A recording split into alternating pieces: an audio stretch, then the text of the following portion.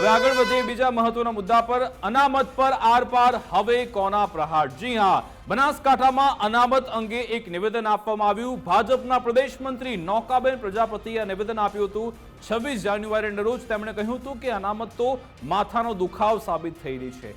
હમણાં જે સ્થાનિક સ્વરાજ્યની ચૂંટણીની જાહેરાત થઈ તેમાં કહેવામાં આવ્યું 27% ઓબીસી અનામત સાથે આ ચૂંટણી યોજાવાની છે। ગુજરાતમાં પ્રથમવાર એવું થઈ રહ્યું છે કે 27% ઓબીસી અનામત સાથે સ્થાનિક સ્વરાજ્યની ચૂંટણી થવાની છે।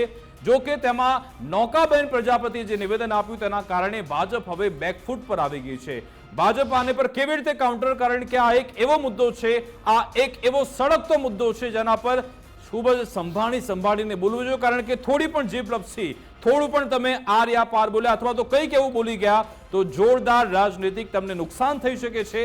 એટલા માટે હવે ભાજપ તરફથી એવો જવાબ આપવામાં આવ્યો કે ભાઈ આ તો એમનો પર્સનલ વિચાર છે, તેમનું અંગત મંતવ્ય છે, તેમનો વ્યક્તિગત વિચાર હોઈ શકે છે। ગઈકાલે નૌકાબેનનું જ્યારે આ નિવેદન સામે આવ્યું ત્યારે જ આપણે જ્યારે મુદ્દો લીધો હતો ગઈકાલે, ત્યારે જ આ ચર્ચા થઈ હતી અને ત્યારે મેં કહ્યું હતું કે આ નિવેદન એટલા માટે આ નિવેદનમાં નૌકાબેન એકલા પડી જશે કેમ કે જે ટોચનું નેતૃત્વ છે ભાજપનું એ અનામત મુદ્દે એમની જે રણનીતિ છે એ સ્પષ્ટ કરી ચૂક્યું છે અને એ પ્રમાણે પ્રદેશનું નેતૃત્વ પણ વારંવાર કહી ચૂક્યું છે।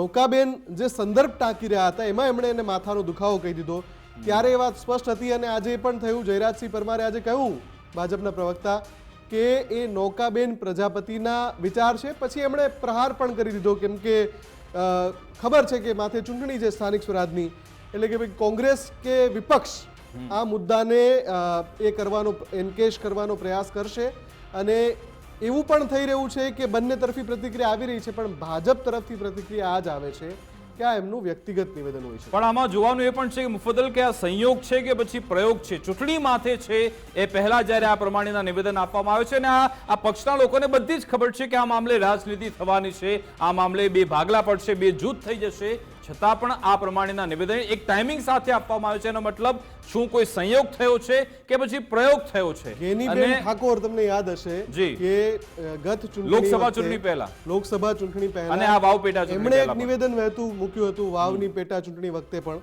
અને એ નિવેદન પર ઘણી બધી ચર્ચા થઈ હતી। પછી એ મુદ્દો જ્યારે ચૂંટણીના સમયે જે સંવાદ થયા એમાં પણ ચર્ચાયો હતો અને એ જ ગેનીબેન ઠાકોર નૌકાબેનના નિવેદનને લઈને પણ આજે મેદાનમાં આવ્યા ને એમણે પ્રહાર કરી દીધા નૌકાબેન સામે। એમણે કહ્યું કે ભાજપના આ જે મંત્રી છે નૌકાબેન, એમના પતિએ પણ અનામતનો લાભ લીધો છે અને એ પછી આવું નિવેદન આપી રહ્યા છે।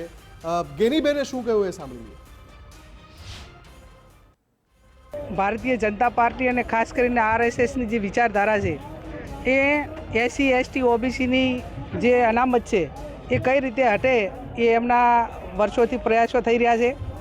એ કોઈ વ્યક્તિ નથી બોલતી પણ એમની વિચારધારા બોલે છે। 26મી જાન્યુઆરી જ્યારે પ્રજાસત્તાક દિવસની ઉજવણી હોય અને એ દિવસે ભારતીય જનતા પાર્ટીના મંત્રી એ અનામત માથાના દુખાવા સમાન છે આવું નિવેદન આપીને એમણે એસસી એસટી ઓબીસી જે કેટેગરીમાં જે સમાજો આવે છે એ સમાજોનો એક હક છે, એ હક છીનવવા માટેનું એમનું એક નિવેદન છે એ એક દુઃખદ છે।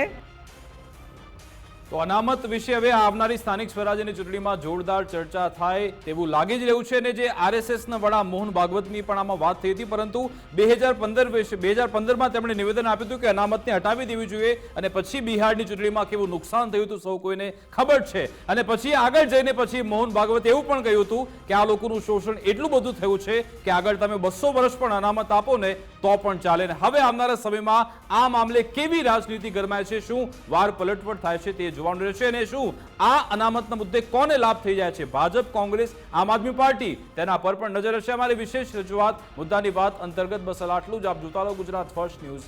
નમસ્કાર।